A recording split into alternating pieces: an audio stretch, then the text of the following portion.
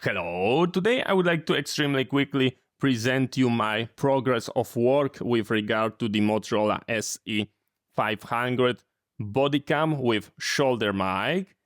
I've got dropped the Android shell, and as you can see we are running the Android 7.1.1, so I'm pretty sure that I will be able to write a custom app. As you can see, the Android is responsive. And it was just like a matter of killing the Motorola app. And now we've got just a regular Android and we can go into like settings and play around. I've got it attached to the Motorola DP4401ex and it's working well as a regular shoulder mic. So when I'm going to be keying up the second radio, I key up. And as you can see, we are being read 1, 2, 3, 4, 5, radio check, and you speak to that side.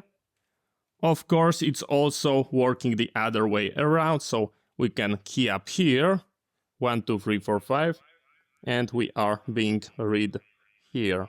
Now I will go to different location and I will try to speak to our SI500 as the shoulder mic on my chest.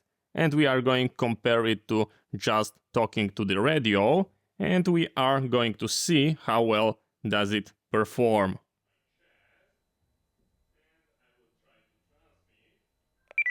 1, 2, 3, 4, 5, radio check. This is me speaking to the Motorola SI500, hanging on my chest in like a normal way, like you would do when it's going to be used as a bodycam. 1, 2, 3, 4, 5, radio check. This is me speaking directly to the Motorola ATX radio. 1, 2, 3, 4, 5, radio check.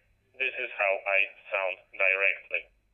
As you were able to see, we've got a great success. The final touch is going to be, of course, loading some interesting software and using it as Android device. So thank you very much for watching.